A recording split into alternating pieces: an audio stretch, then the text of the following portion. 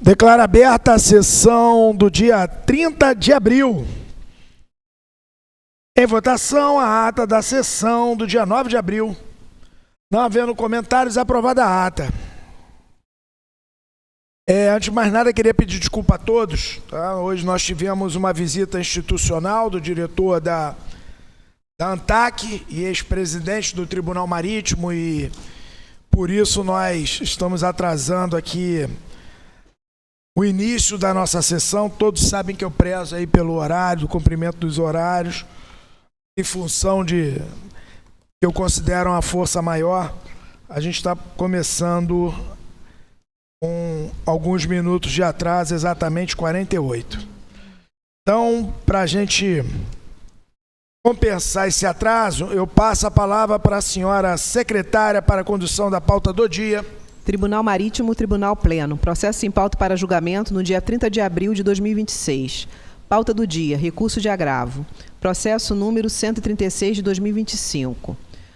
Agravo interposto em 19 de agosto de 2025. Agravante, Chandra Secar Gudati, advogados Dr. Antônio Francisco Sobral Sampaio e Dr. Luciano Penaluz. Surege Perail, advogados Dr. Francisco Carlos de Moraes Silva e Dra. Cléia Ramos Pereira. Agravadas, Porto Céu, Terminal Especializado de Barra do Riacho S.A. e Fibria Celose S.A. Advogados, Dr. Godofredo do Mendes Viana, Dr. Rodrigo Batista Dari, Dr. Marcelo Engelque Muniz e Dra. Isabela Reis Brito Fernandes. Decisão agravada, despacho de folhas 1277, que admitiu o recurso de embargos infringentes opostos por Porto Céu, Terminal Especializado de Barra do Riacho S.A. e Fibria Celulose S.A., nos autos do processo 33.436 de 2019, contra o acórdão não unânime de folhas 1217 a 1254. Relator, senhor desembargador Nelson Cavalcante. Revisor, senhor desembargador Fernando Alves Ladeiras. Haverá sustentação pelas agravantes e também pela agravada.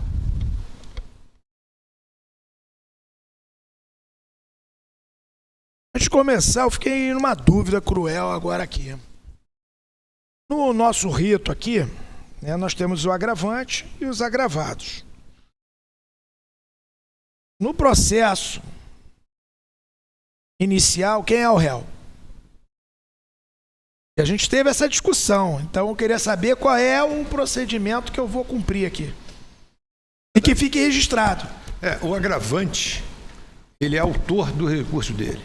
Ele, se vê provido o recurso dele, ele não será o sucumbente será o outro. Então aquele que pode vir a sucumbente está sendo réu é o agravado, no caso Porto Céu. Ele fala por último. Fala primeiro o agravante e por último o agravado. Então, não segue aquela tese que for discutida, debatida, levou uma certa polêmica em relação ao réu. Não, porque nesse caso, não nesse caso. Aquela regra é precisa. Quem fala por último é quem pode perder. Tá ok. Isso eu acho que é uma... sana a minha dúvida do modo geral, eu não vou perguntar mais essa... Fala para o último quem vai ser preso. Fala por último quem pode perder. É isso aí. Vou usar isso, hein? Ótimo. Então, palavra com o senhor desembargador relator Nelson Cavalcante. Obrigado, senhor presidente. Eu vou fazer um brevíssimo relato, porque uma vez que vai haver sustentação, não vou ao fundo de cada um dos argumentos das partes, né? Chandra Secar Gudati e Surek Perail agravam da decisão do excelentíssimo desembargador presidente dessa corte, que admitiu os embargos de divergência propostos pelo Terminal Especializado de Barra de Riacho, Porto Céu e Fibria. Em peças distintas, mas ambas com fundamento no artigo 111, inciso 2º, alínea A da Lei 2.180/54, os agravantes afirmam que os embargos de divergência não poderiam ser admitidos e, por conseguinte, ser distribuídos ao relator para serem apreciados e julgados pela Corte, pois as embargantes não teriam interesse recursal nem legitimidade para recorrer. Afirmam que a decisão recorrida pelas agravadas teria sido unânime contra elas, faltando-lhe, portanto, interesse recursal a teor do artigo 106 da nossa lei. Então, esses artigos são importantes e tal. Afirmam também que as agravadas embargantes não seriam legítimas para pleitear a mudança de posição do colegiado para ver os agravantes condenados após a revisão dos fatos e provas já analisados pelos julgadores, carecendo os embargos de divergência, assim, de elementos intrínsecos, posto que autoras daquele recurso não teriam legitimidade para recorrer, posição cabível apenas à PEN por ser sucumbente. E, instado a se manifestar sobre esses argumentos, a Portocel e a Fibra nada se manifestaram e a Procuradoria disse que o recurso deveria ser admitido por tempestivo. Esse é o relatório no que pertine, senhor presidente. Palavra com a senhora representante da Procuradoria Especial da Marinha, a procuradora Paula Bastos. Senhor presidente, senhores desembargadores. Após análise dos pressupostos de admissibilidade, constata-se que o recurso de embargos infringentes oposto por Portocel Terminal Especializado de Barra do Riacho, S.A. e Fibra Celulose, S.A., preenche os requisitos legais e regimentais aplicáveis, encontrando amparo no artigo pertinente à espécie. Verifica-se igualmente que o recurso foi interposto tempestivamente por parte legítima e devidamente representada. Contudo, tais embargos somente podem versar sobre a matéria objeto da divergência. Dessa forma, ainda que admissível a interposição dos embargos infringentes em razão da existência de voto vencido, sua cognição deve ficar restrita ao ponto específico da divergência, isto é, a pena. Não sendo possível a reabertura da discussão quanto ao mérito da condenação, já definitivamente estabelecido por decisão unânime.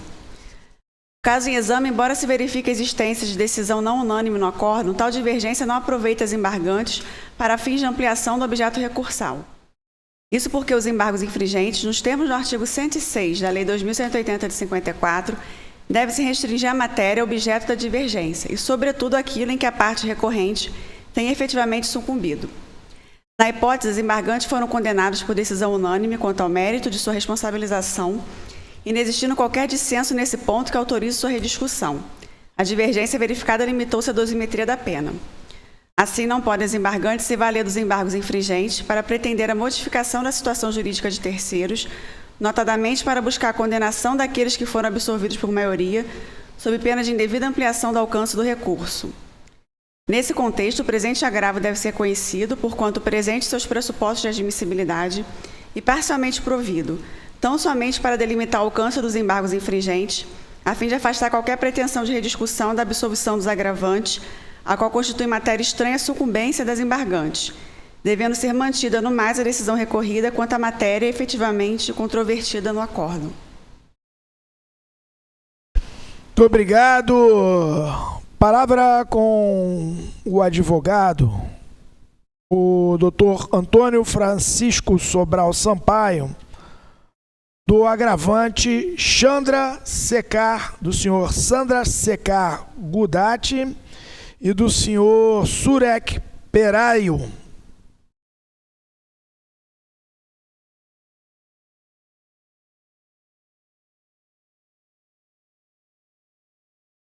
Senhor Antônio Francisco, tem uma correção aqui. Correção aqui que, na verdade, o doutor Antônio Francisco Sobral Sampaio é do agravante o senhor Chandra Secar. Doutor Antônio Francisco Sobral Sampaio. Boa tarde. Opa, boa tarde. Boa tarde, excelência. Que eu estava tentando... Tinha um PowerPoint aqui, mas ele não está... Não estou conseguindo, eu até fiz o teste mais cedo, mas ele não entrou. Bom, se o senhor quiser, só pode tentar, só fica à vontade. Não, eu inclusive, eu até transmiti aí para... Só uma coisa aqui.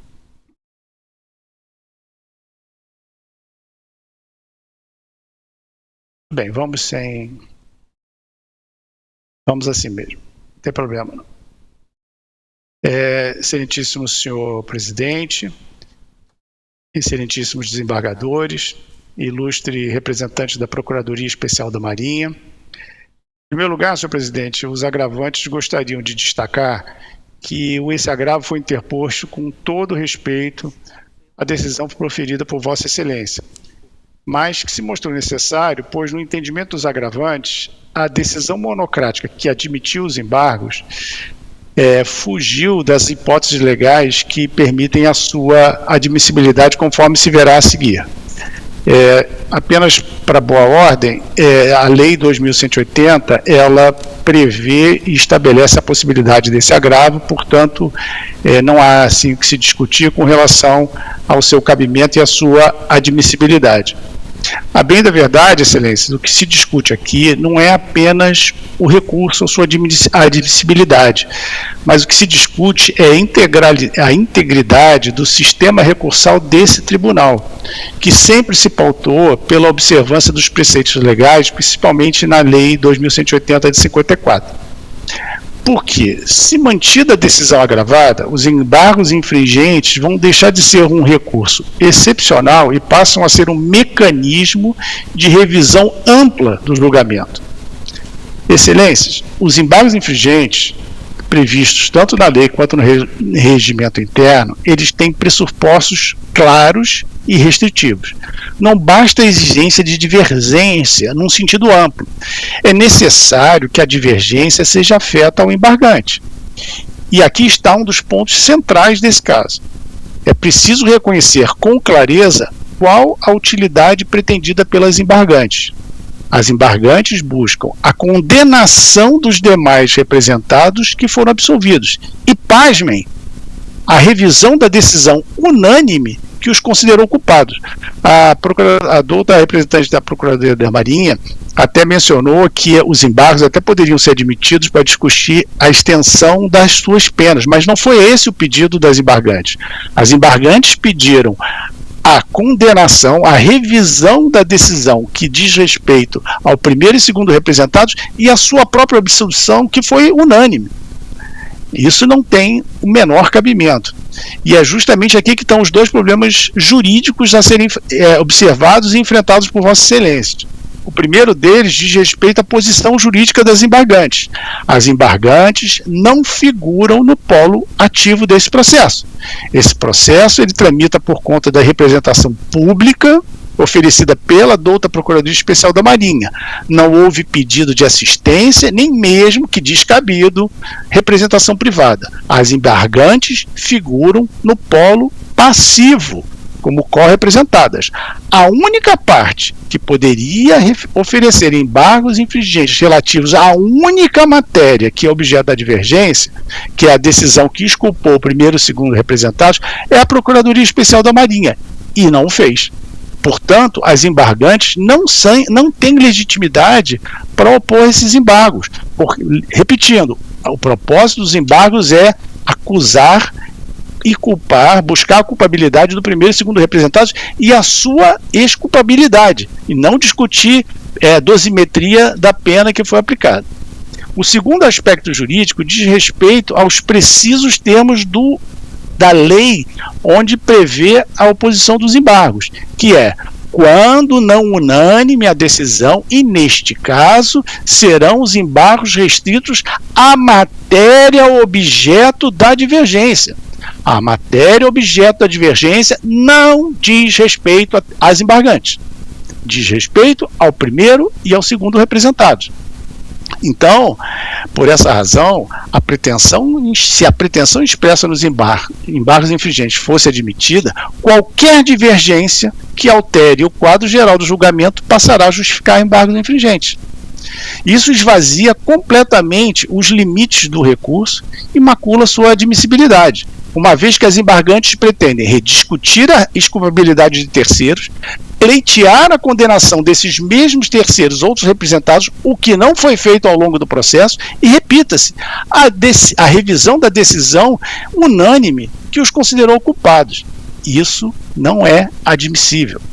Permitir isso é admitir que um acusado, que não foi acusador ao longo do processo, passe a sê-lo após decisão terminativa de mérito, dando ensejo à reabertura de direito já precluso, eis que já encerrado o prazo processual para a apresentação do pedido de assistência de representação de parte, e com isso permitir a substituição da Procuradoria Especial da Marinha como acusador e a ruptura da estrutura do processo. Se isso for admitido, estaremos diante de um precedente grave, porque conduz à instabilidade, insegurança e perda da coerência do sistema recursal. A decisão agravada, ela reconhece a divergência formal, mas não observou o ponto essencial, é que não houve divergência em relação aos embargantes. E ainda também o fato de que as embargantes não têm legitimidade, pois usam os embargos para acusar os demais correpresentados, porém não fizeram isso durante todo o processo. Por isso, Excelências, os embargos não poderiam ter sido admitidos e, consequentemente, esse agravo deve ser provido. Embargos infringentes não servem para acusar e condenar terceiros. Servem para rever o julgado, porém, dentro dos limites da divergência. E, seja repetido mais uma vez, não se aplica às embargantes. Eis que a decisão contra elas foi unânime. E elas não pleiteiam a revisão da sua penalidade, do termo da penalidade que lhes foi imposta, mas sim a acusação e a condenação do primeiro e segundo representados e a sua própria exculpabilidade. Com todas as vênias possíveis aos colegas, os embargos infringentes na forma interposta se revelam antijurídicos. Não tem outra palavra, é antijurídico, conforme as razões que acabamos de expor aqui. O que não deixa de ser uma quebra do princípio da boa-fé processual, Excelências. Por quê? As obras embargantes, inclusive, são reincidentes nesse aspecto. Por quê? Quando do julgamento do mérito, em sustentação oral, pediram a condenação ou passaram a acusar a afretadora do navio, que sequer é parte do processo. Dito isso, Excelência, agradecendo, peço mais uma vez pelo provimento desse agravo. Obrigado. Muito obrigado. Palavra com o senhor advogado, doutor Francisco Carlos de Moraes Silva, do agravante Surek Perail. Boa tarde. Boa tarde, Excelências. Primeiro, eu quero registrar minha satisfação e a honra de estar de volta a essa corte. E eu quero me dirigir a Vossas Excelências na pessoa do eminente desembargador, presidente do Tribunal Marítimo, e assim eu faço, me dirigindo a todos os demais, aos colegas e às senhoras e senhores presentes. Excelências, eu ouvi bem a manifestação da Procuradoria, da outra Procuradora e do colega que me antecede. Eu vou discordar em parte da manifestação da outra Procuradora no que se respeita a tratar-se de decisão não unânime. O que nós estamos observando é que existe um ato jurídico, que é um julgamento, envolvendo 4 partes distintas, onde há imputação diversas no comportamento de cada qual na busca das responsabilidades individuais. Veja-se que o comandante e o imediato foram imputados a eles responsabilidade por não leitura de oxigênio de porão do navio. Já o terceiro e quarto representado, que é Portocel e a Fíbria, como responsáveis pela operação portuária, onde foram omissas nas exigências de segurança e vistoria e acompanhamento da operação portuária. Desídia funcional, profissional e culpabilidade por essa omissão quanto ao acidente, quanto ao fato de navegação ocorrido a bordo do navio. Portanto, são imputações distintas. Defesas distintas, cada qual demonstrando a não provimento das imputações feitas. A Corte, a analisar as questões apresentadas pelas provas produzidas, estabeleceu-se 4 decisões pertinentes a esse procedimento, a esse julgamento. Decisões essas personalíssimas, individualizadas, aonde, analisando a prática de ato de cada qual, externou uma decisão correspondente a eles. Ao primeiro, que era o comandante do navio, absolvição unânime. Quanto ao imediato, segundo representado, foi exculpado por maioria, dado aqueles fatos que foram apresentados. Quanto ao terceiro e quarto, foram condenados por unanimidade, exatamente pelo comportamento inidôneos na operação. Portanto, os fundamentos foram diferenciados. Os julgamentos foram restritos a cada comportamento individualizado. Portanto, nós temos um ato único, um ato processual, que foi o acordo proferido, com 4 decisões, com 4 atos distintos. Nós não podemos falar em acórdão divergente. Nós temos que falar nas decisões divergentes. Nós temos que falar num ato que comporta 4 decisões, dentre as 4, uma divergente e 3 unânimes.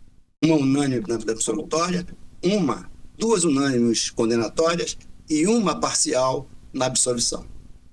Então, nós não podemos discutir de uma forma genérica a amplitude do embargo de divergência para considerar que esse é um acórdão não unânime para fins de cabimento dos embargos.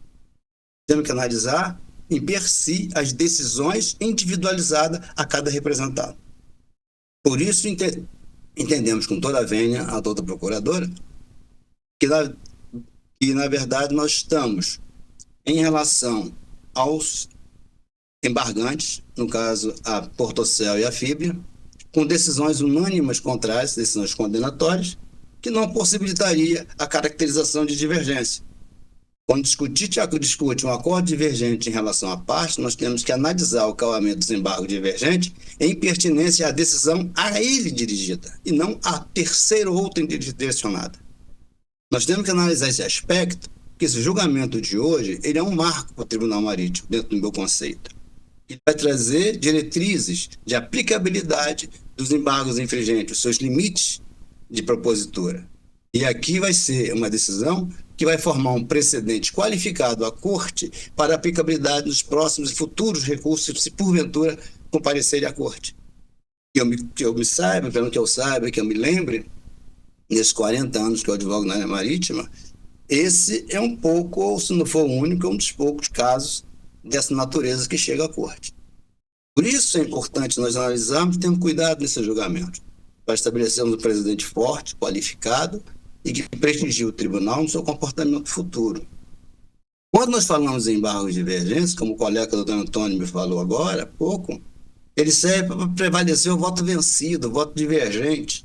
O que é isso? Nós pegamos um voto divergente que favoreça ao réu para que possibilita a esse réu trazer uma reanálise da discussão da matéria de mérito. Num confronto, ele faz um cotejo entre o voto vencedor com o voto vencido. Nesse cotejo se apresentam as 2 fundamentações de voto para que a Corte possa, numa avaliação desses julgados, desses fatos e provas, proceder a uma decisão final, de forma a pacificar o seu entendimento, a sua interpretação jurisprudencial interna. Isso é a finalidade do embargo de divergência. É buscar essa pacificação. E outra mais.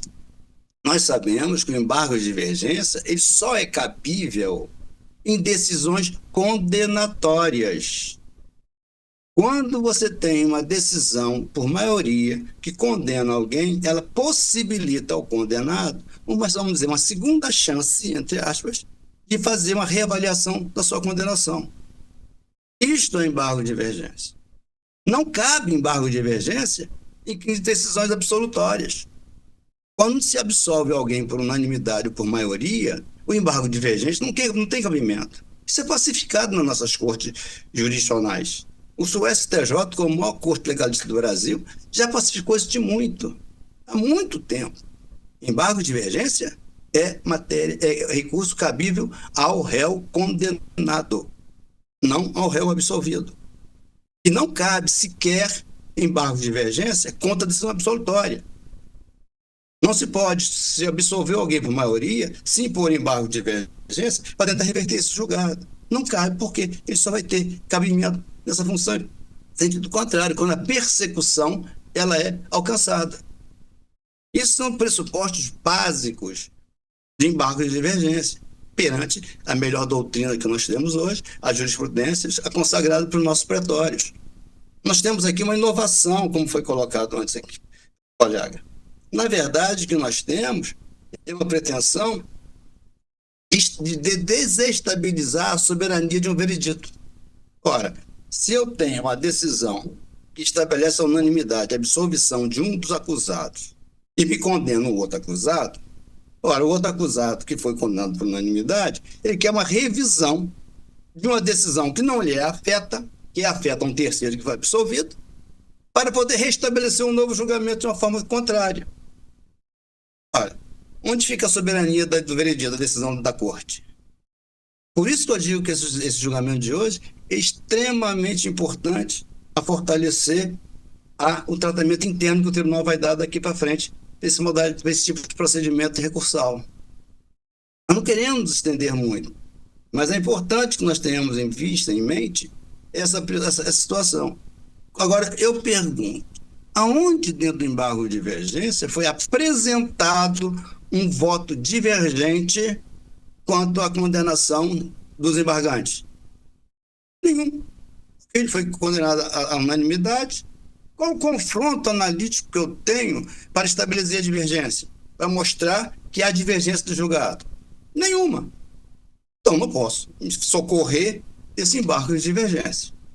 E pergunto, mesmo assim, se possível fosse que um terceiro, isso aqui no campo da ilusão, se um terceiro pudesse interpor um embargo de divergência para modificar o julgado de uma outra parte absolvida nos mesmos autos, teria ele que demonstrar a fundamentação específica nesse sentido, que também não trouxe no embargo de divergência.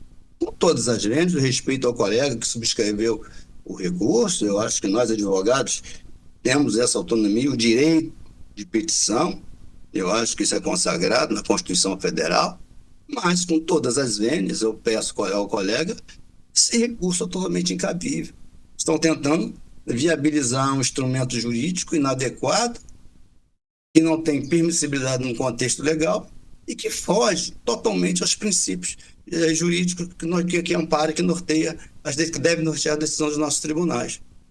Então, não vou me alongar, eu apenas vou reiterar a postura do colega anterior e requerer que seja conhecido e provido o agravo, já que interposto e aviado ao seu tempo, de forma tempestiva, dentro dos preceitos regimentais que autorizam o seu cabimento, e dessa forma, dando-lhe acolhida e provimento, ele, com todas as vênias ao eminente desembargador presidente, que a decisão seja revista e os embargos sejam infringentes, sejam rejeitados e, consequentemente, o processo possa ter seu trâmite regular final. É o que eu tenho a postular, excelência. Te agradeço, desculpa por o tempo alongado. Agradeço e passo a palavra para o advogado, doutor Rodrigo Dali, das agravadas a Portocel e a fibra celulose. Excelentíssimo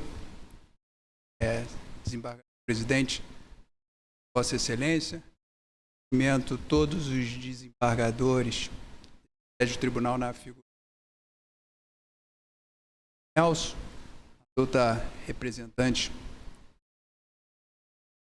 Marinha, aqui da tribuna, como sempre, Barros Coutinho, Ana Paula na figura dos secretários. Cumprimento os meus dois colegas que antecederam da sustentação e aos demais que estão aqui da tribuna.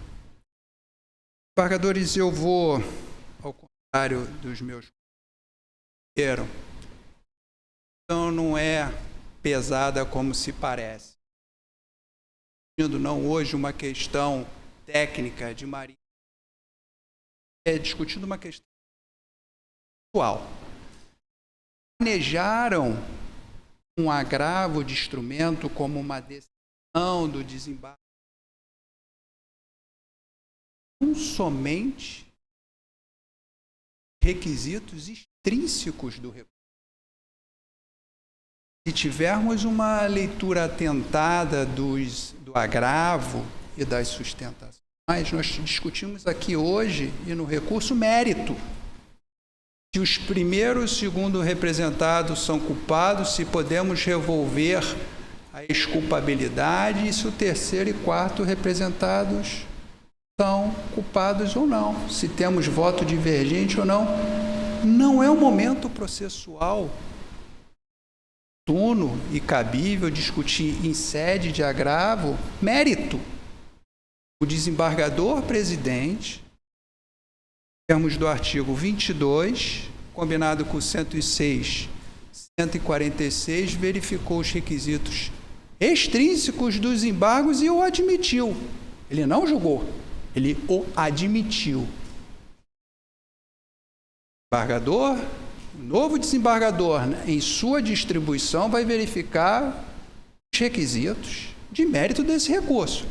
Ah, ele extrapolou, não é fato novo, não tem voto divergente. Embargador, relator, nega provimento ao recurso. É isso. Processualmente falando, é muito mais simples do que nós verificamos nos termos do recurso. Aonde nós temos no regimento interno agravo de instrumento contra a decisão do desembargador-presidente. Consegui achar.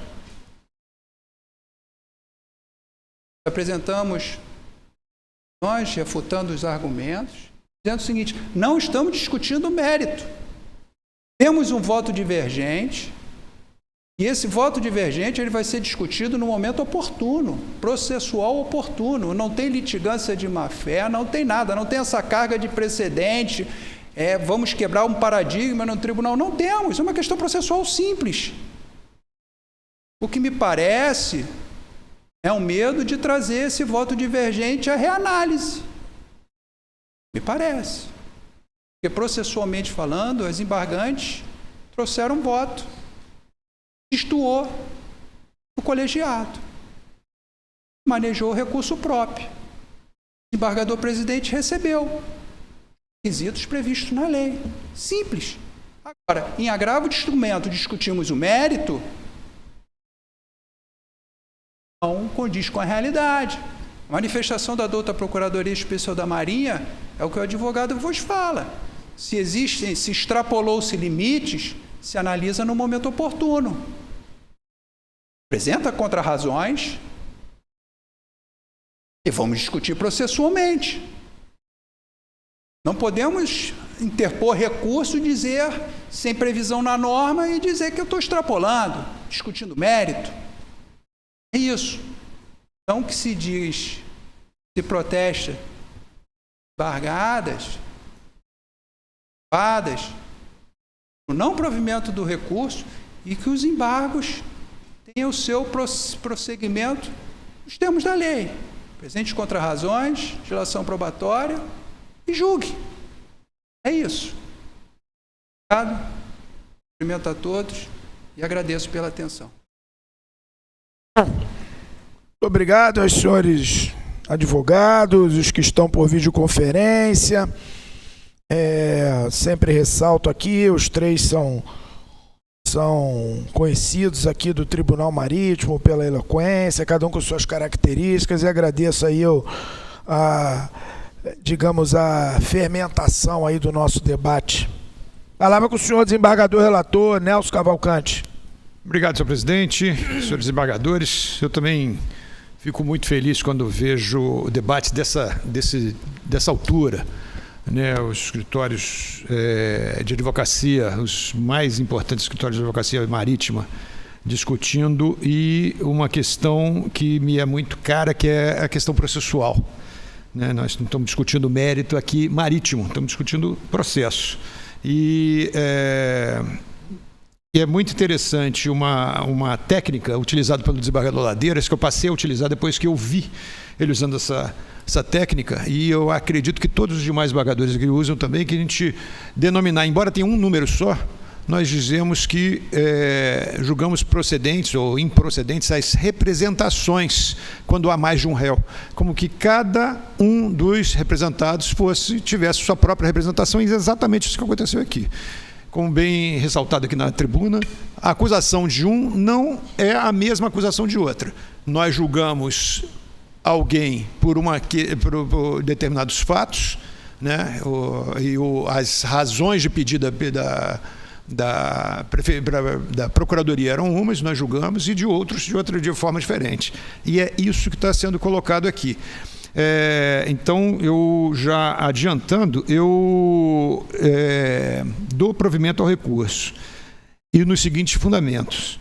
Tem razão, as agravantes e seu recurso deve ser provido para ver trancados os embargos de divergências ao portos Portocel e Fíbria ab initio, né, no seu ponto inicial, sem julgamento do seu mérito e fundamento.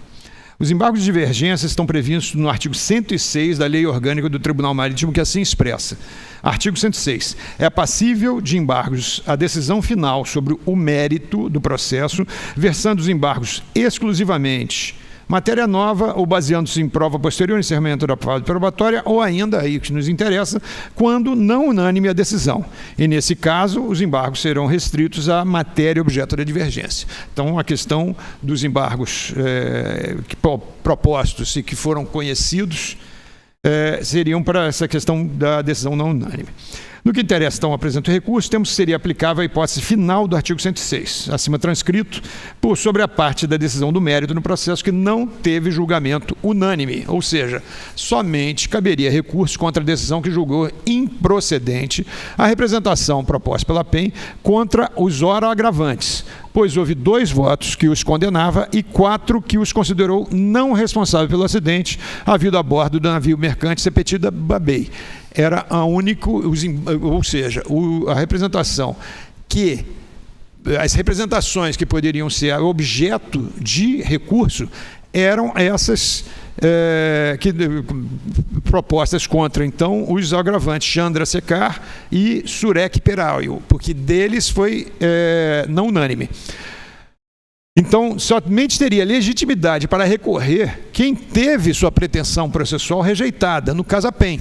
Quem pediu a condenação foi a PEN. A PEN é que teve essa pretensão rejeitada. Só ela poderia recorrer. Ela tem legitimidade a recorrer. Ela foi sucumbente. Isso é um dos princípios do recurso. Só recorre aquele que perde. Quem não perde, não recorre. Foi o Parquet do Mar e somente ele que acusou o senhor Chandra Sekar Gudati e Surek Peraio de agirem contrariamente às normas e viu sua acusação ser rejeitada pela maioria do colegiado. Assim, por não terem Bortocel ou Fibria legitimidade recursal, isso que eu estou entendendo, seus embargos de divergência não podem ser admitidos.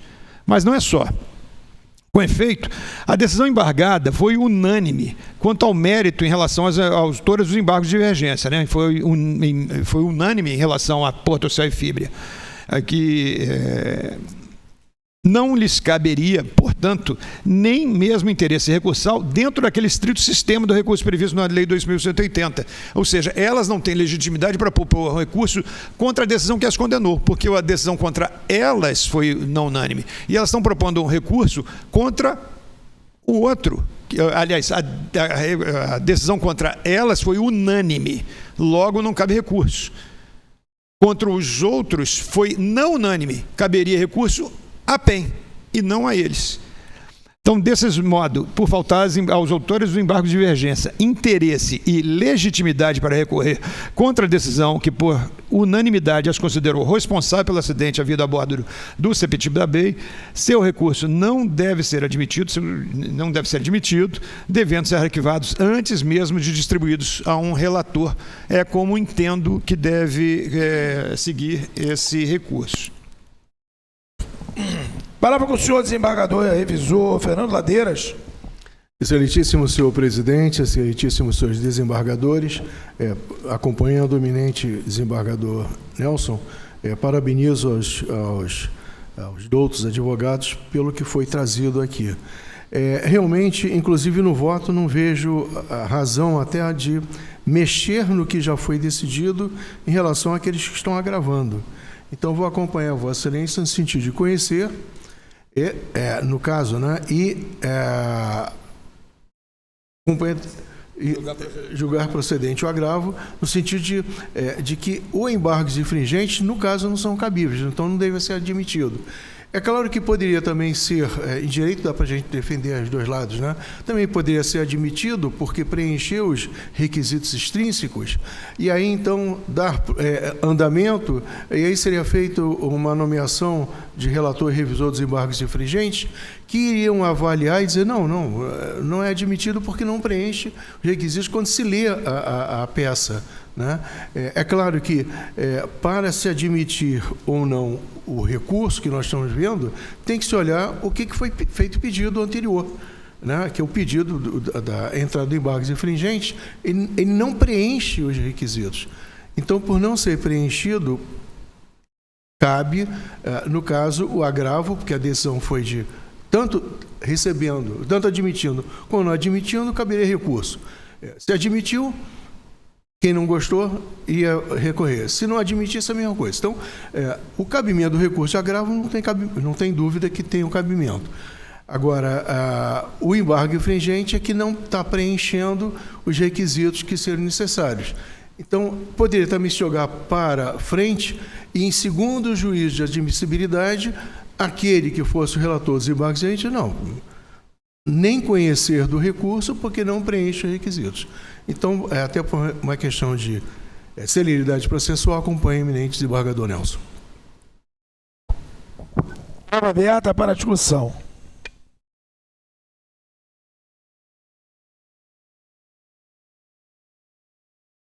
Escutei todo mundo, e acho que quem está mais certo aí, pelo menos genericamente, é o doutor Francisco. Ele acha que vai ser um marco para o Francisco, o segundo Francisco. Isso aqui vai ser um marco para o tribunal. Eu tenho algumas dúvidas aqui, e talvez depois eu queria discutir isso com o desembargador Nelson, Marcelo e Ladeiras. Pelo que eu entendi aqui, só caberia, na avaliação do relator, só caberia aos embargantes terem apresentado embargos para reduzir ou exculpá-los, certo? Aí ele poderia apresentar o embargo infringente. Não foi... Eu sei, mas... Foi uma condenação unânime. Calma, eu vou chegar lá. Eu já vi aqui em outras ocasiões embargo infringente exculpar quem estava condenado e condenar quem estava exculpado.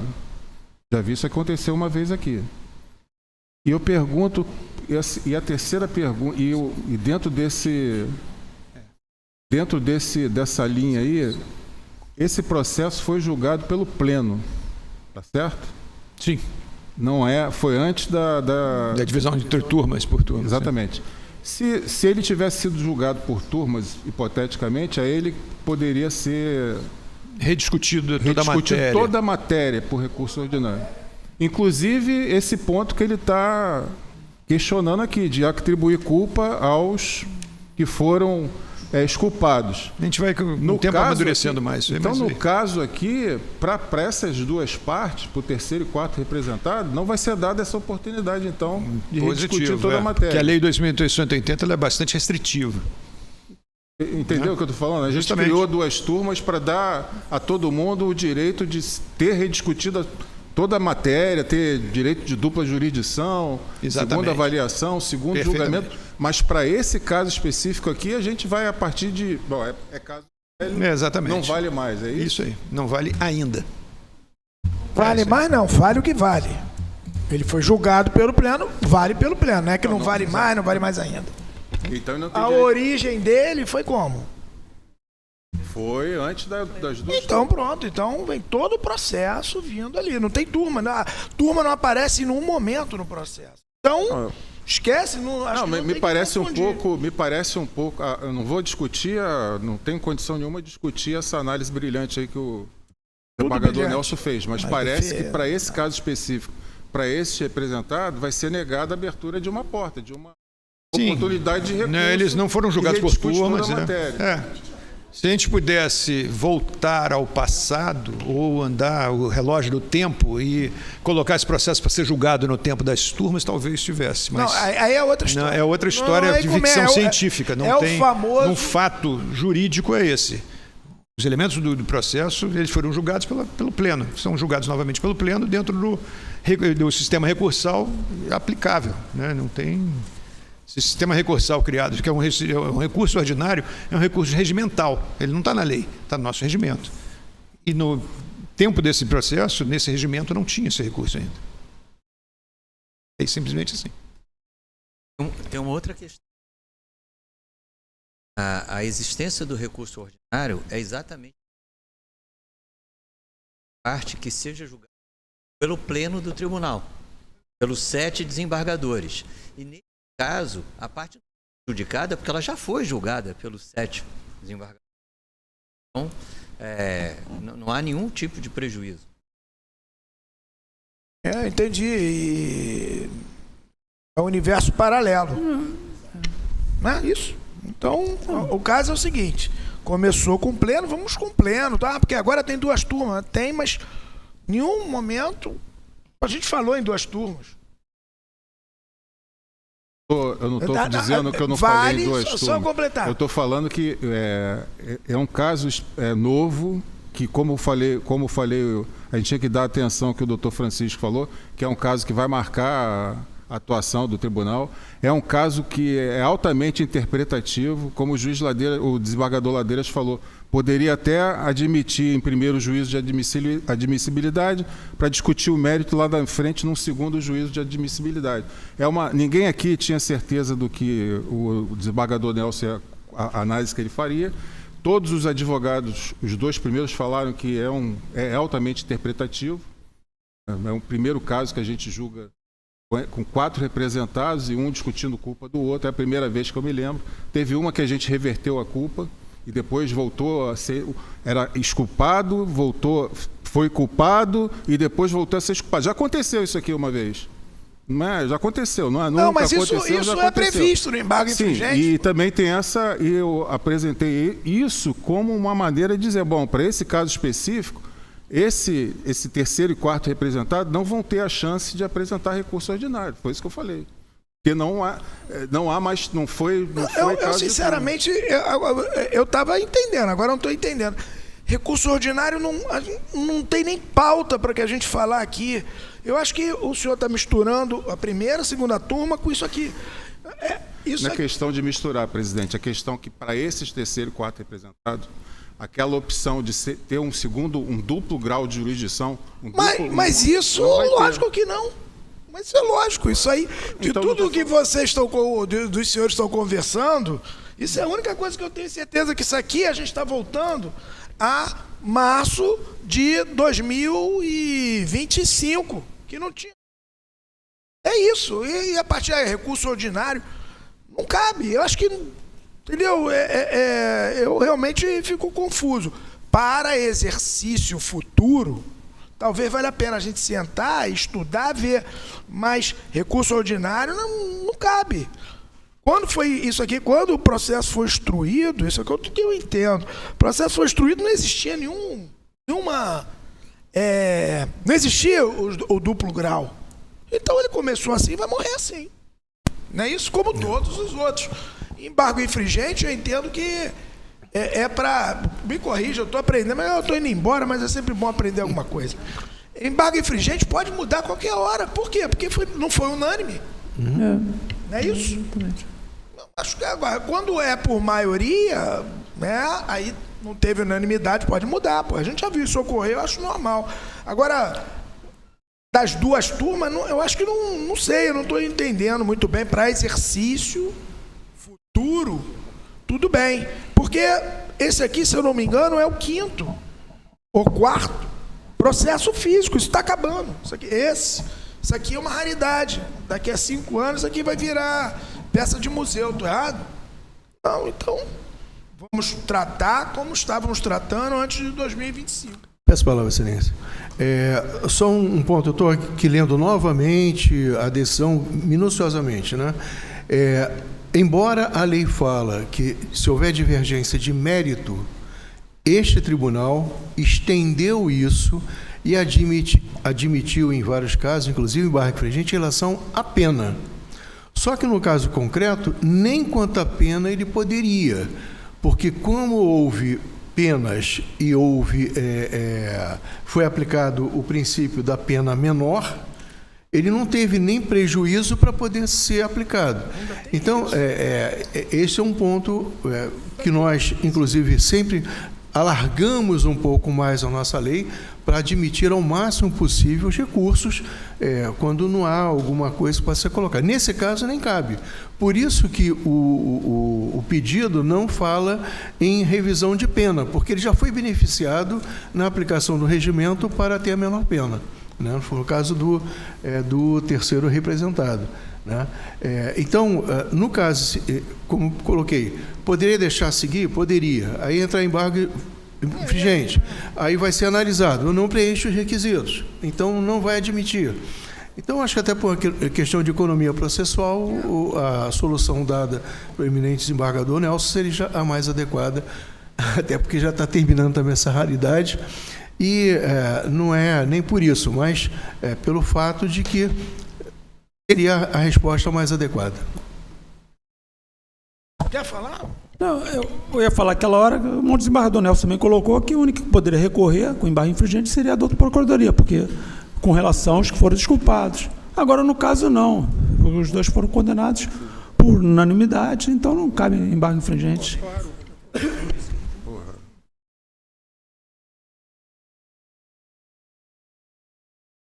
Algo mais? Não, o que eu quis dizer, presidente, é o seguinte: a gente mudou, criou as turmas para criar o benefício de todas as partes terem uma segunda chance de julgamento. Isso. Nesse caso específico aqui, o que eu estou dizendo é que pela formalidade da admissibilidade do embargo de infringente, do jeito que foi colocado, esse terceiro e quarto representante não terão essa oportunidade. E já foram julgados por todos, já foi julgado pelo Pleno. Diferente de julgado pela turma. Pede questão de ordem, que eu não sou obrigado a... Presidente, senhores desembargadores, só um esclarecimento. A questão do recurso ordinário, ele é interposto quando não há decisão unânime na turma. Nesse caso, o julgamento de mérito foi unânime. Não caberia recurso ordinário também se tivesse em turma. O recurso ordinário revê toda a matéria. Está escrito na resolução, decisão não unânime. Não é qualquer decisão que pode fazer o recurso ordinário. Decisão não unânime. Teve gente... Mas em relação a eles, terceiro ou quarto representado, foi unânime. Com relação à turma, não precisa... A decisão pode ser unânime da turma 1 ou da turma 2 e o Pleno rever toda a matéria e muda a decisão. O embargo infringente que tem as restrições. Então, na época que esse processo foi julgado, existiam estas restrições e, sob essas condições, foram julgadas pelo Pleno. E a revisão também seria pelo Pleno, como está sendo feito agora. Foi admitido, foi feito agravo. Se não tivesse admitido, também teria sido agravo. Agravar não teria como fugir. Um lado ou outro poderia agravar. Agora, a fundamentação para o embargo infringente é que ele não preenche os requisitos, então, no segundo juiz de admissibilidade, seria negado. Bem, como bem colocou o eminente juiz, desembargador Nelson, a questão apresentada, ele não preenche os requisitos. Então, por não preencher os requisitos, havendo agravo, ou seja, havendo recurso, se analisa não o mérito, mas sim a admissibilidade. É o que nós estamos fazendo agora. Então, por isso que, até para a economia processual... Entendido. Mais alguém? Palavra com encerrada a fase de discussão, palavra com o senhor desembargador, relator Nelson Cavalcante, para apresentar seu voto. Obrigado, senhor presidente. Senhores desembargadores, decisão julgar procedentes os agravos interpostos por Chandra Secar, Scudati e Surek Perail para não admitir os embargos de divergência propostos por Terminal Especializados Barra do Riacho Porto Céu e Fibra Celulose S.A., mandando arquivá-los sem que sejam distribuídos. Palavra com o senhor desembargador Fernando Ladeiras. Com o relator, excelência. Como votos dos demais desembargadores? De acordo. De acordo. Então decidiu o Tribunal Marítimo por unanimidade nos termos do voto do desembargador relator Nelson Cavalcante. Publicação do voto no processo no agravo número 136 de 2025. Decidiu o tribunal, por unanimidade, conhecer e dar provimento ao recurso de agravo nos termos do voto do senhor desembargador relator. Embargos infringentes. Processo número 32.551 de 2018. Embargos infringentes número 52 de 2025, interposto em 3 de setembro de 2025. Embargante Velper Luiz Fernandes Martins. Advogados: Dr. André Silva Rodrigues Coelho, doutora Ana Luísa Rangel Nogueira e doutor Alex Gandar Valguitães. Embargada, Procuradoria Especial da Marinha. Relator, senhor desembargador Átila Lancuri. Revisor, senhor desembargador Marcelo Davi Gonçalves. E com representação de autoria da Procuradoria Especial da Marinha, contra Velber Luiz Fernandes Martins, comandante, Transpetro, Empresa Petrobras Transporte S.A., proprietária e armadora. Advogados, doutor Dionito da Silva Machado Júnior e doutor Hélio Siqueira Júnior. Haverá sustentação pelo embargante. Palavra com o senhor desembargador relator Átila Cury. Senhores desembargadores, trata-se de recurso de embargo infringente oposto tempestivamente em 3 de setembro de 2025 por Elber Luiz Fernandes Martins, contra acórdão não unânime prolatado nos autos do processo 32.551/2018, cuja emenda foi publicada em 20 de agosto de 2025.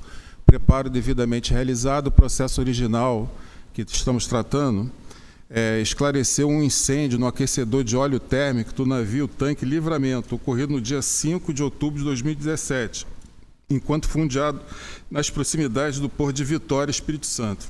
Na sessão do dia 25 de junho de 2025, o recorrente foi condenado por maioria quanto ao mérito à pena de repreensão. Em voto divergente, o desembargador Fernando Alves Ladeira julgou parcialmente procedente a representação da Procuradoria, exculpando hora embargante e condenando a segunda representada, que era Transpetro. Pelo presente recurso, busca o recorrente ser exculpado. Eu não vou me aprofundar muito nas razões que falam sobre isso, mas, de uma maneira geral, o recorrente diz que faz menção ao voto vencido do juiz, do desembargador Ladeiras. Ele diz que o embargante, como comandante, não teve como conseguir as peças sobressalentes desse aquecedor de óleo combustível, que estava com uma avaria já há algum tempo. Ele e o chefe de máquinas fizeram o pedido à empresa, mas esse material não chegou a tempo. Houve esse princípio de incêndio e o hora embargante foi condenado à pena de repreensão. Os autos foram encaminhados à Procuradoria para apresentar as contrarrazões. Ela se manifestou, também vai falar a Procuradora. É o breve relatório. Palavra com a senhora, representante da PEN, Procuradora Paula Bastos. Senhor presidente, senhores desembargadores. A defesa sustenta seu inconformismo com fundamento no voto vencido. Entendeu pela absolvição do embargante, atribuindo à empresa Transpetro, empresa Petrobras Transporte Sociedade Anônima, na qualidade de proprietária armadora, a responsabilidade pelas falhas que culminaram no sinistro. Todavia, tal compreensão não se sustenta diante do vasto conjunto probatório constante nos autos e já examinados pelo acórdão recorrido. A peça acusatória delineou com precisão e clareza os elementos que evidenciam a responsabilidade do embargante, demonstrando que o acidente decorreu de negligência quanto à adoção das devidas medidas de manutenção e segurança. Conforme apurado, dias antes do sinistro, a empresa Stanley Service Serviços Técnicos de Automação Naval e Industrial Limitada apresentou ao navio o relatório técnico, indicando que o aquecedor de óleo térmico encontrava-se em condições inadequadas de operação. O documento apontava diversos pontos de vazamento de combustível no maçarico, corrosão na camisa da válvula interna e nos engates rápidos das mangueiras, além da necessidade de substituição integral do conjunto, uma vez que o maçarico, ao apagar o aquecedor, permanecia lançando óleo combustível ao queimador. Assinalou-se ainda que todo o reparo da válvula de combustível deveria ser substituído. Outro sim, em 16 de junho de 2017, antes do evento, a chefe de máquinas do navio formalizou a requisição de material solicitando os componentes necessários para normalizar a operação do aquecedor de óleo térmico. Entretanto, não existe nos autos qualquer comprovação de que tais reparos tenham sido realizados ou que a manutenção tenha sido providenciada antes do sinistro.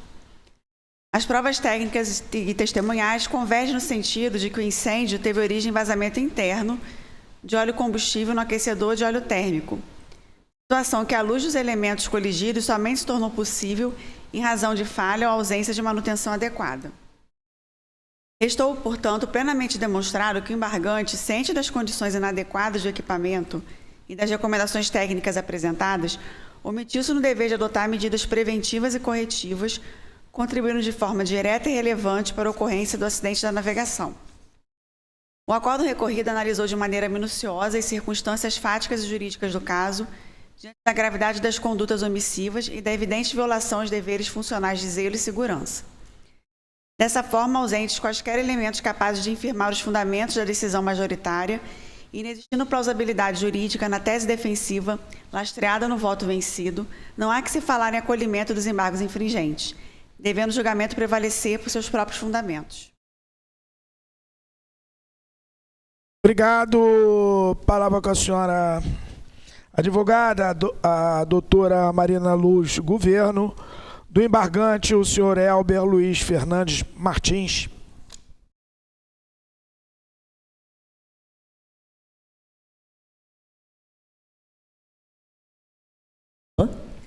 Boa tarde a todos. Antes de começar, eu gostaria de cumprimentar todo o tribunal, na pessoa do presidente, vice-almirante Ralph Dias, e também na pessoa do relator dos embargos infringentes, o desembargador Átila. Cumprimento igualmente a Procuradoria Especial da Marinha e a diretoria do tribunal, na pessoa da doutora Ana Paula. Como já foi mencionado aqui há pouco, estamos discutindo aqui um caso de princípio de incêndio acontecido a bordo do navio Livramento no dia 5 de outubro de 2017. Esse princípio de incêndio ele aconteceu durante a manobra de atracação do navio no porto de Capuaba, no Espírito Santo. Conforme narram as testemunhas, esse princípio de incêndio ele foi rapidamente contido com os equipamentos que estavam disponíveis a bordo e sob a orientação eficaz do comandante, que conseguiu orientar e instruir a equipe rapidamente. O incêndio foi extinto em menos de 1 hora. Evidentemente, esses fatos resultaram na instauração de um inquérito administrativo perante a Capitania dos Portos do Espírito Santo e, como mencionado aqui também, apurou-se que esse princípio de incêndio ele teve início em razão de um vazamento interno pequeno, oriundo do aquecedor de óleo térmico AOT da embarcação, cuja função basicamente consiste em promover o pré-aquecimento do combustível que vai ser utilizado nos motores. Na representação, a PEN, a douta Procuradoria Especial da Marinha, apresentou uma representação igual, tanto em relação à Transpetro, que é a armadora e a proprietária da embarcação, como também em face do comandante, o senhor Elber Martins. E o fundamento foi o mesmo, foi o de que ambos teriam sido negligentes em relação à manutenção da embarcação, porque não teriam efetuado a troca necessária de peças e materiais do AOT. Na defesa dos representados, ficou demonstrado que, na verdade, a embarcação ela estava, sim, submetida a planos periódicos e rigorosos de manutenção, demonstraram os depoimentos e documentos juntados aos autos, e que, na verdade, a falha teria decorrido de um problema pontual no equipamento, de um evento fortuito. No julgamento do processo principal, este egrégio tribunal acabou por acolher a representação em face de ambos os representados e teve essa divergência em relação à exculpabilidade ou não do comandante.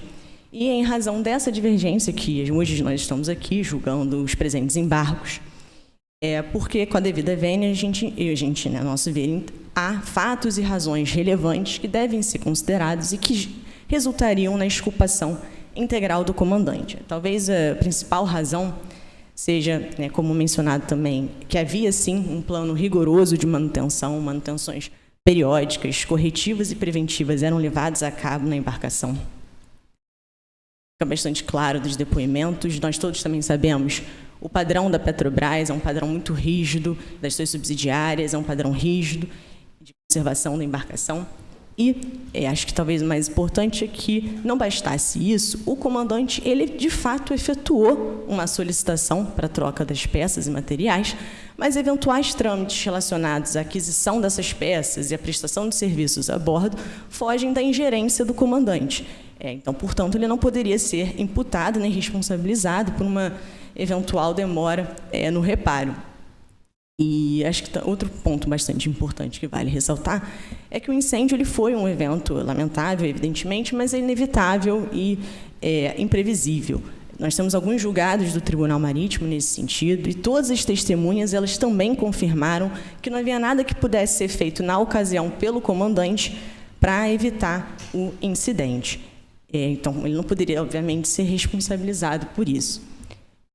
Eu acho que mais importante até do que ressaltar isso é que, uma vez ocorrido o incêndio, ele foi extremamente diligente. Ele teve uma reação rápida, ele instruiu a tripulação dele, e em menos de 1 hora ele conseguiu extinguir o incêndio sem qualquer poluição e sem qualquer dano pessoal a nenhum membro da tripulação. Então, em razão de tais fatos, e considerando também os princípios da razoabilidade e da proporcionalidade que incidem nos procedimentos aqui do Tribunal Marítimo, a gente pede, em nome do comandante, que sejam providos os embargos e que ele seja absolvido dos fatos. Obrigada. Muito obrigado. Palavra com o senhor, desembargador relator Átila Cury, para apresentar suas conclusões. O recurso é tempestivo e se enquadra na hipótese de cabimento prevista no artigo 100 da lei, uma vez que ataca acordo não unânime em relação à pena, ficando restritos os embargos à divergência em relação à conduta do comandante, exatamente como foi discutido. no processo anterior. Entre as razões para a condenação do ora embargante, constou que o incêndio ocorreu em outubro de 2017. Desde junho do mesmo ano, ou seja, 4 meses antes, os representantes já estavam cientes da necessidade do reparo do aquecedor de óleo térmico e que o vazamento de óleo que vinha ocorrendo poderia acarretar, obviamente, um incêndio. Segundo o relator do acordo original, a alegação de que a armadora da embarcação é uma estatal e o procedimento administrativo demora para ser atendido, em nada retira a responsabilidade e o ato negligente dos representados em manter o navio em operação sem que fosse realizada a devida manutenção, demonstrando assim a falta do dever de zelar pela segurança das vidas e fazendas de bordo. Por outro giro, no voto vencido, constou que não há nos autos elementos suficientes para a condenação que a PEN requereu em face do comandante, haja vista que o pessoal de bordo fez o que pôde, dentro de suas limitações, pois identificou o problema e solicitou material e reparo cerca de 4 meses antes. Além disso, o equipamento não era capaz de inviabilizar a operação do navio, embora de grande importância e necessidade. Ressaltou-se que o navio continuou operando por mais cerca de 4 meses após a descoberta do problema e o aviso à empresa armadora, não se podendo prever quando a falha ocorreria, mas a demora no atendimento do navio evidenciou a negligência. Cotejando essas razões, entendo que a divergência está correta. Dos autos se extrai que o aquecedor de óleo térmico passou por reparo no mês de maio de 2017, de acordo com o relatório de execução de serviços da empresa Fortec Manutenção Naval e Industrial, folhas 48, 49, 51 e 56 dos autos. Por sua vez, no dia 4 de junho de 2017, foi apresentado ao navio pela empresa Stani Service, Serviços Técnicos de Automação Naval, um relatório indicando que o aquecedor necessitava de reparo, folha 57 dos autos. Em 16 de julho de 2017, o chefe de máquinas formalizou a requisição de material número tal, constante da folha 58 para reparo, o que deveria ser providenciado pela empresa armadora e não pelo comandante do navio. Entendo que essa requisição de material também foi formalizada a Transpetro, que deveria providenciar o reparo. Note-se ainda que houve retorno a bordo de funcionários da empresa Stani Service no período de 11 a 12 de outubro de 2017, cujo relatório aponta que 2 válvulas solenoides do aquecedor foram substituídas, folha 60. Contudo, tal procedimento não foi suficiente para resolver o problema de vazamento de óleo combustível no equipamento. Por todo exposto, entendo que o comandante e a tripulação agiram diligentemente para a solução do problema, porém não lhes cabia providenciar o fornecimento do material requerido ou a substituição de todo o equipamento. Assim, devem ser acolhidas as razões apresentadas pelo embargante para dar provimento ao presente recurso. É como concluo, presidente. Obrigado. Palavra com o senhor desembargador revisor, Marcelo Davi, para apresentar suas conclusões. Excelentíssimo presidente, excelentíssimos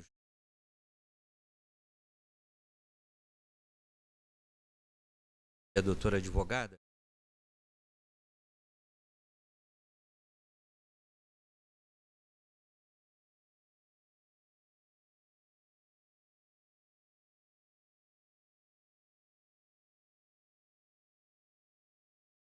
Obrigado. Palavra aberta para a discussão. Peço palavra, excelência. Só para fazer, não um reparo, mas uma observação, foi um princípio de incêndio que a tripulação debelou em menos de 5 minutos e o restante, rescaldo, tudo mais, é que levou cerca de 1 hora, mas o princípio de incêndio foi deliberado rápido.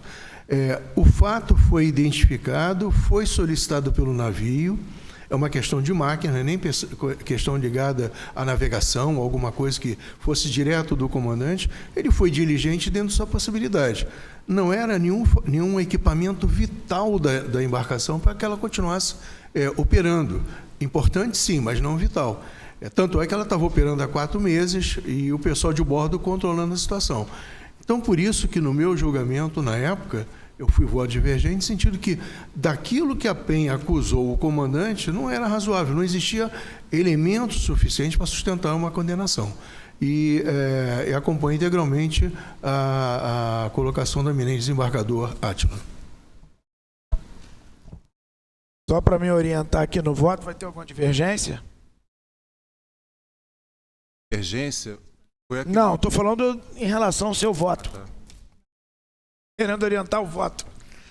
Não, então tá bom. Na hora da pergunta, levantar o braço, aí eu me confundo todo. Encerrada a fase de discussão, palavra com o senhor desembargador Átila Cury para apresentar seu voto. Conhecer o presente recurso de embargos infringentes para exculpar o embargante. Obrigado. Palavra com o senhor desembargador revisor Marcelo Davi para apresentar seu voto. De acordo. Como votos dos demais desembargadores? De acordo. Então, decidiu o Tribunal Marítimo por unanimidade os termos do voto. O senhor desembargador Átila Cury. Publicação do voto no processo número 52 de 2025. Decidiu o tribunal, por unanimidade, conhecer e dar provimento ao recurso dos embargos infringentes nos termos do voto do senhor desembargador relator. Continuação da pauta do dia. Processo número 32.631 de 2018. Relator, senhor desembargador Sérgio de Moura. Revisor, senhor desembargador Átila Lancuri. Para julgamento com representação de autoria da Procuradoria Especial da Marinha, contra Domenico Saco, comandante. Advogados, Dr. Arthur Rocha Batista e Dr. Diego Damas Fernandes. Palavra com o senhor desembargador relator Sérgio de Moura para apresentar seu relatório. Excelentíssimo senhor presidente, excelentíssimos senhores desembargadores, trata-se de analisar o acidente da navegação tipificado no artigo 14, a linha A, da Lei 2.180 de 54, ocorrido em 22 de outubro de 2016, durante navegação nas proximidades do canal de navegação Leitão, Porto Alegre, Rio Grande do Sul, sem ocorrência de danos materiais, acidentes pessoais ou poluição ao meio ambiente hídrico. Traz-se dos documentos constantes nos autos que o navio conduzido por Domênico Saco, comandante do SIM Antares, fazia manobra no canal com auxílio de um rebocador e o prático Renato da Silva Rezende, que estava a bordo. Destaca-se que no momento do acidente o navio já havia largado o rebocador e o comandante havia assumido a manobra do prático por falta de confiança nesse. O comandante disse ter sentido o navio tocar no fundo. Houve dificuldade na comunicação em inglês entre os dois. Segundo o prático, o comandante não quis aceitar suas orientações e que, apesar de ser alertado, prosseguiu com a manobra à sua maneira. Os peritos concluíram que a causa determinante foi a imprudência do comandante ao não avaliar adequadamente os dados da navegação disponíveis para a sua condução dentro do canal e a imprudência ao dispensar o assessoramento do prático. O encarregado do inquérito, em consonância com os peritos, responsabilizou o comandante pelo incidente. A Procuradoria Especial da Marinha representou contra Domênico Saco e a douta procuradora sustentará na sequência. Recebida a representação, por unanimidade, o representado, que não constava do rol de culpados desse tribunal, foi citado por edital, sendo defendido pela DPU com a tese de negativa geral. Aberta a instrução, em provas, a PEN louvou-se nas provas dos autos e a DPU informou não haver provas a produzir. Encerrada a instrução, em razões finais, a PEN ratificou os termos de sua inicial e a DPU reportou seus termos de sua defesa.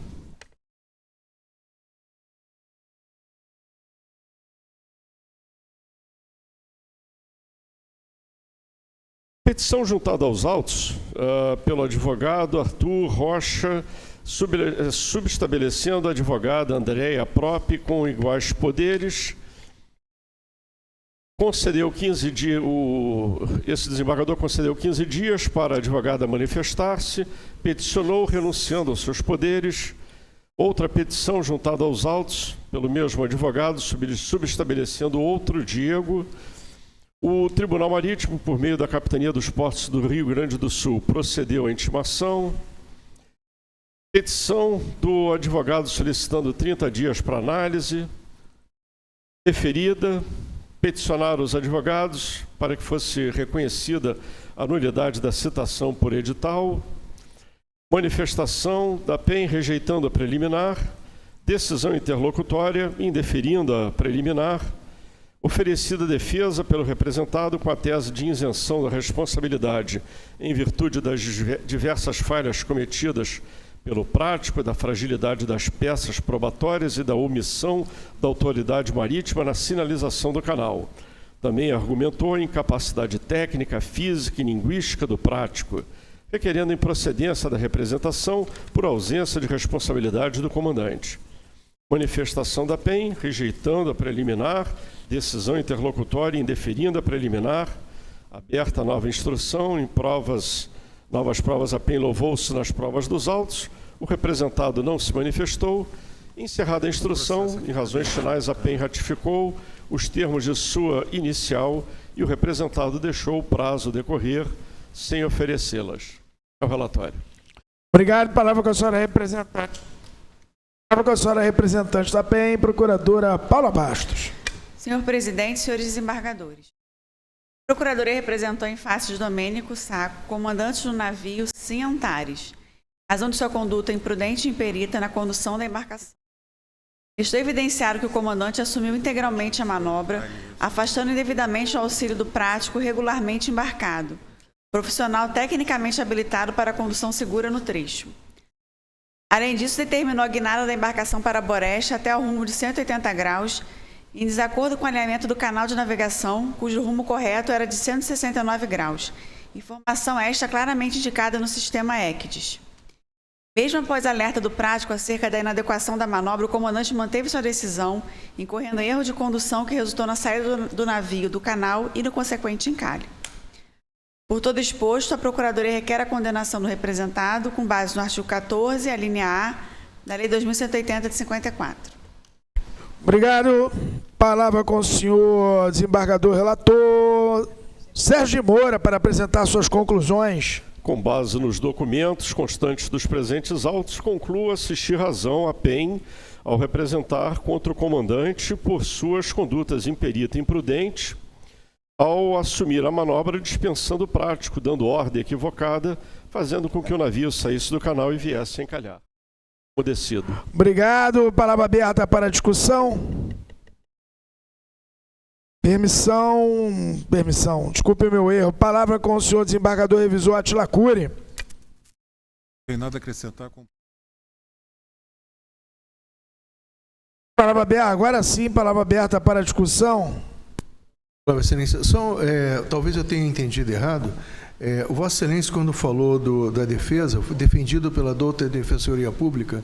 No seu relatório, está escrito isso no relatório? Sim. É que não foi defendido por dois advogados constituídos. Doutor Arthur Rocha Batista e doutor Diego Damas Fernandes. A DPU se apresentou depois.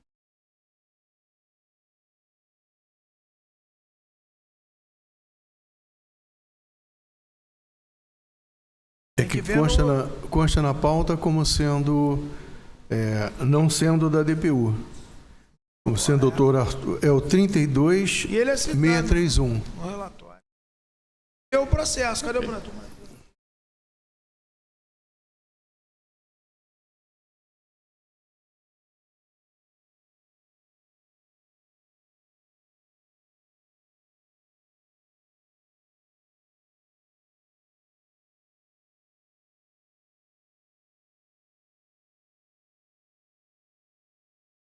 Então tem que corrigir a pauta. Tem uma incoerência incoertiva aqui.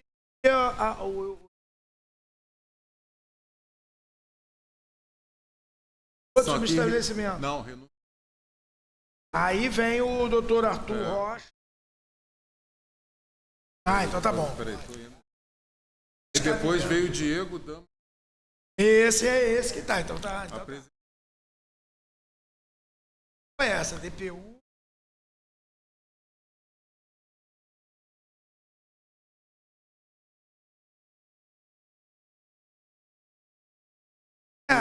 DPU ele entrou. O desembargador, ele assinou.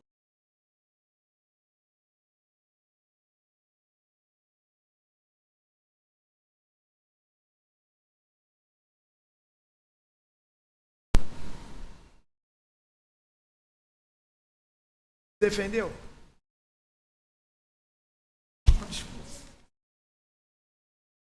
Teve preliminar, que foi a série que Sim, o... ele... 4 preliminar, não foi 3?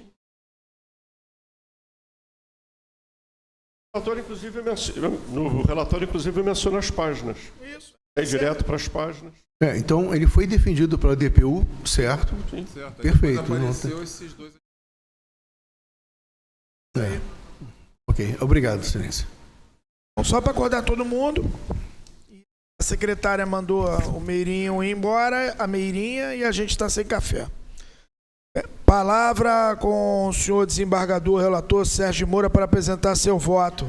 Quanto à natureza e extensão do acidente, fato da navegação, encalhe de navio mercante durante navegação nas proximidades do canal de Leitão, Porto Alegre, Rio Grande do Sul, sem danos materiais nem acidentes pessoais, tampouco poluição hídrica. Quanto à causa determinante, destituição do prático da manobra e sua assunção pelo comandante. Decisão: julgar procedente a representação de autoria da douta Procuradoria Especial da Marinha e, considerando acidente da navegação tipificado no artigo 14, linha A, da Lei Orgânica do Tribunal Marítimo, como decorrente das condutas imprudente e imperita de Domênico Sacco, comandante do navio Sim Antares, condená-lo a pena de repreensão com fundamento no artigo 121, inciso 1 da mesma Lei Orgânica do Tribunal Marítimo, custas. Obrigado. Palavra com o senhor desembargador, revisor Átila Cury para apresentar seu voto. Com o relator, excelência. Obrigado, com votos dos demais embargadores. De acordo. Então, decidiu o Tribunal Marítimo por unanimidade. Os termos do voto do senhor desembargador relator Sérgio de Moura. Publicação do voto no processo número 32.631 de 2018. Decidiu o tribunal, por unanimidade, julgar procedente a representação da Procuradoria Especial da Marinha, condenando o representado a pena de repreensão, custas na forma da lei. Processo número 33.550 de 2019. Relator, senhor desembargador Sérgio de Moura. Revisor, senhor desembargador Júlio Neves. Para julgamento com representação de autoria da Procuradoria Especial da Marinha, contra Leocimar Barbosa Silva, condutor da lancha, advogado doutor Marcelo Sherman Morim, DPU do Rio de Janeiro. Leandro Araújo Moreno, condutor da canoa. Advogada doutora Vanessa Bongioli Brogni, DPU do Rio de Janeiro. Palavra com o senhor desembargador relator Sérgio Moura para apresentar seu relatório. Por favor.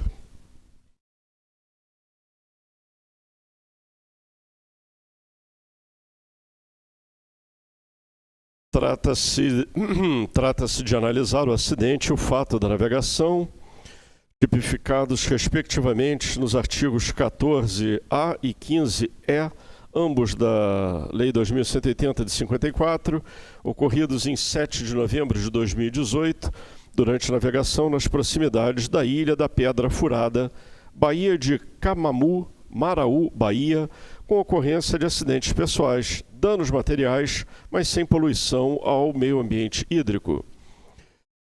A lancha Camamu Adventure 12, propriedade de Camamu Adventure Limitada, microempresa, sob a condução do MAC Leocimar Barbosa Silva, suspendeu do terminal Barra Grande, Maraú, Bahia, com 16 passageiros e um tripulante a bordo. Nas proximidades da Ilha da Pedra Furada, se deparou com catraias fundeadas no meio do canal. Reduziu a velocidade e guinou para bombordo, mas abalroou a canoa não inscrita, que era conduzida pelo POP Leandro Araújo Moreno e seu filho menor de idade. Do abalroamento, houve danos materiais na canoa e lesões corporais de natureza leve no condutor da canoa e em um passageiro da lancha. Em depoimento, o condutor da lancha alegou que precisou desviar das catraias no canal e não conseguiu evitar o choque entre as embarcações porque as sanefas laterais estavam abaixadas. Em depoimento, o condutor da canoa confirmou que a lancha não avistou as canoas e que no local é realizada atividade de pesca. Em depoimento, o proprietário da canoa, Josenilson Souza Moreno, declarou que as embarcações de passageiros ali passam devido ser um local profundo. Os peritos constataram que a lancha estava com a documentação em dia e a tripulação regular, porém a canoa não era inscrita. As condições ambientais não contribuíram, pois o tempo e a visibilidade estavam bons.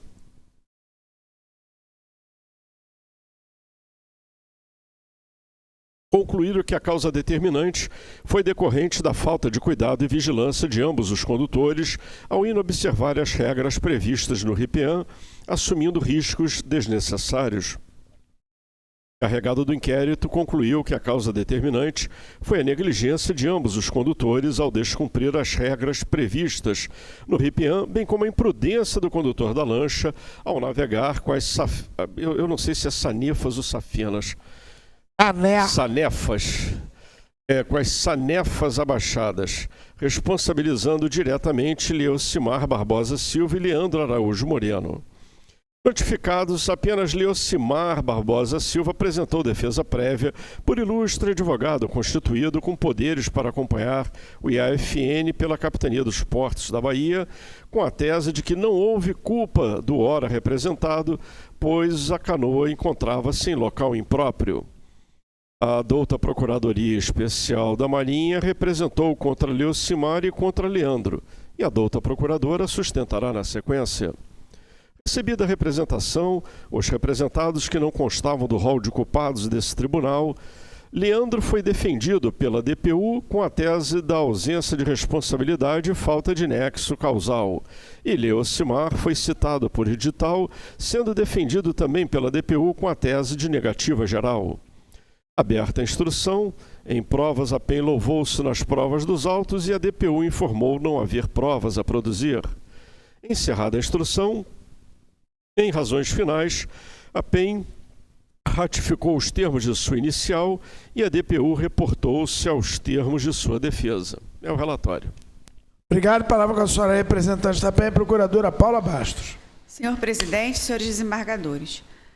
A Procuradoria responsabilizou o marinheiro auxiliar de Convés, Leocimar Barbosa Silva, condutor da lancha Camamu Adventure 12, por imprudência, ao navegar com as sanefas da embarcação abaixadas, comprometendo sua visibilidade perante outras embarcações que estavam no entorno, além de navegar com velocidade de cerca de 18 nós. Cabe ressaltar também que o representado realizava o transporte de 16 passageiros, que demandava uma cautela redobrada, configurando com essa conduta uma evidente exposição a risco, que se materializou com abarroamento e que culminou em acidentes pessoais em um passageiro e no condutor da canoa. Da mesma forma, o pescador profissional Leandro Araújo Moreno, condutor da canoa, agiu com imprudência, pois empreendeu navegação com embarcação que navegava à revelia da autoridade marítima, além de ter fundeado em local de tráfico de embarcações sem a devida sinalização. Cenário que contribuiu sobremaneira para que o acidente ocorresse. Sendo assim, a Procuradoria requer a condenação dos representados com base no artigo 14, a linha A, e no artigo 15, a linha E, da Lei 2180 de 54. Obrigado. Palavra com o senhor desembargador relator Sérgio de Moura para apresentar seu relatório. Assiste razão a douta Procuradoria Especial da Marinha ao representar contra o condutor da lancha e o condutor da canoa não inscrita, ambos por suas condutas imprudentes, ao violar a regra 5 do RIPEAN, pois o primeiro representado navegou com as sanefas abaixadas, comprometendo... Falei certo agora? Com as sanefas abaixadas, comprometendo sua visibilidade, e não reduziu a velocidade após ter avistado outras embarcações. E o segundo representado ao navegar a revelia da autoridade marítima e haver fundeado em local de tráfego aquaviário sem a devida sinalização. Decido. Obrigado. Palavra aberta para a discussão. Senhor presidente, o revisor. E desculpa, pior que eu anoto aqui e na hora... Palavra com o senhor desembargador, revisor Júlio Neves. Acompanho as conclusões do desembargador relator, mas ressaltando a maior responsabilidade ao condutor da lancha que navegava com as sanefas arriadas sem vigilância. Entendi. Não valeu a pena a sua participação. Foi só para acompanhar o relator. Palavra aberta para a discussão. Não havendo comentários, palavra com o senhor desembargador relator Sérgio Moura para apresentar seu voto. Quanto à natureza e extensão do acidente, fato da navegação, abalroamento de lancha a motor com canoa não inscrita, com ocorrência de danos materiais, acidentes pessoais de natureza leve no condutor da canoa e em um passageiro da lancha, mas sem poluição ao meio ambiente hídrico. Quanto à causa determinante, erro de manobra e fundeio sem sinalização. Decisão: julgar procedente a representação de autoria da PEN, considerando o acidente e o fato da navegação tipificados nos artigos 14 alf e 15 eco da Lei Orgânica do Tribunal Marítimo, como decorrente das condutas imprudentes de Leocimar Barbosa Silva, condutor da lancha Camamu Adventure 12, e Leandro Araújo Moreno, condutor da canoa não inscrita, e considerando circunstâncias, consequências, atenuantes e agravantes relatados, condená-los a pena de repreensão com fundamento no artigo 121, inciso 1 da referida lei, isento de custas, como requerido pela DPU. Palavra com o senhor desembargador revisor Júlio Neves para apresentar seu voto. É verdade. Senhor presidente, senhores desembargadores, eu acompanho o relator nas conclusões, mas na pena estabelecer uma multa maior, para o condutor da lancha e infração ao releste ao condutor mantendo a repreensão do condutor da canoa e infração ao releste por não inscrever a embarcação. E a multa? A multa de 300 o fio, eu não falei. 300. Temos 2 votos aqui.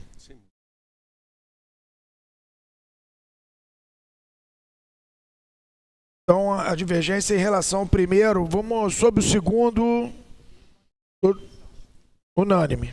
Então, o primeiro aqui, o relator repreendeu e o revisor repreendeu e aplicou a multa de 300 o FIA. Desembargador Átila.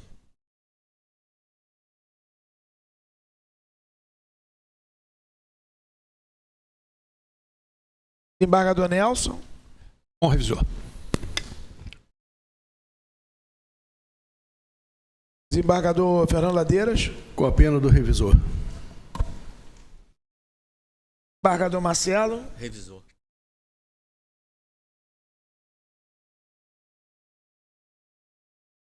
Então, decidiu o Tribunal Marítimo por maioria nos termos do voto do senhor desembargador revisor Júlio Neves. Então vamos lá. Então, ela corrige. Publicação do voto no processo número 33.550 de 2019. Decidiu o tribunal, por unanimidade quanto ao mérito e quanto à pena do segundo representado e por maioria quanto à pena do primeiro representado, nos termos do voto do senhor desembargador revisor Júlio Neves. Condenar o primeiro representado a pena de repreensão cumulativamente com a pena de multa de 300 UFI e o segundo representado a pena de repreensão, isento das custas processuais. O senhor vai manter outras medidas para a Capitania dos Portos? Quanto ao relesta? Então, relesta para a Capitania dos Portos. É o meu voto. Okay. Peço a palavra, excelência. Só a divergência está em relação ao primeiro representado. Ok. Só o primeiro, que é a pena de repreensão, obrigado. mas a pena de multa de 300 UFI. No que foi acompanhado pelos senhores desembargadores Nelson, Ladeiras e Marcelo, vencido o desembargador Sérgio, que aplicava ao primeiro representado somente a pena de repreensão. Outras medidas, oficiar a Capitania dos Portos da Bahia, agente da autoridade marítima, infração relesta. Esgotada a matéria da pauta, as emendas dos acordos dos processos julgados nesta sessão, posteriormente serão publicadas na DTM para efetiva contagem de prazos para recursos. Bom, muito obrigado, senhora secretária, pela condição da pauta. Eu só queria propor aqui, na quarta-feira, primeira turma lá de cá, com a moda de começar às 14 horas. É curtíssima, tá? E então, ok. A palavra está aberta? Qual o dia? Primeira turma. Mignon com batata frita, se quiser.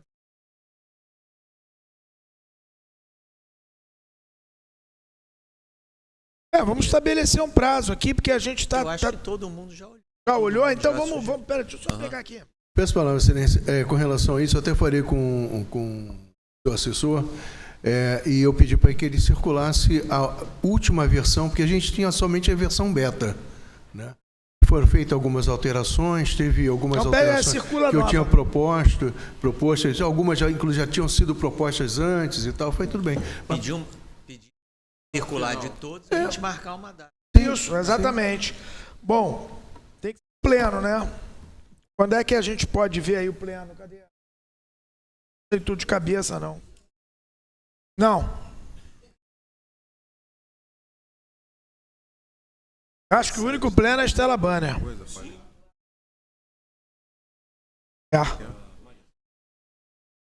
Eu posso sugerir que a gente faça no dia 19, que é o dia do pleno, de manhã.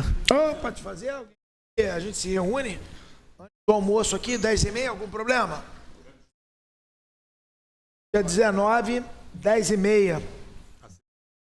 Não é sessão. É para reunião para falar sobre o regimento interno. Entendeu? Aí a gente discute. Se estiver pronto, aí eu boto na pauta, porque é só vamos votar o regimento. Então, Sim. Perfeito. o que vocês acham? Acho que a gente pode... Isso, mais pode fácil, ser, informal, pode né? ser, pode ser. 10h30, então, dia 19? Tá ótimo. Ótimo. Então bota em plenário virtual logo, pronto. Se tiver tudo aprovado, plenário virtual. Podíamos Olha aqui, olha, também. modernidade total. Podíamos fazer isso mesmo, não nada impede. Modernidade. Já jogar essa versão final para o plenário virtual e votar no dia 19. Não, primeiro vamos discutir. Votar no plenário. Para não ter surpresa, o mundo tá cheio de surpresa, hoje em dia, negócio de votação dá surpresa, para não ter surpresa, a gente discute, combina e depois divulga. Na verdade, eu entendo que o nosso plenário é para divulgar, né? Sem dúvida, é verdade. A decisão. Tá? Então, ficamos assim. Não me lembro mais o que eu tinha combinado, é dia 19, 10h30. Tá bom?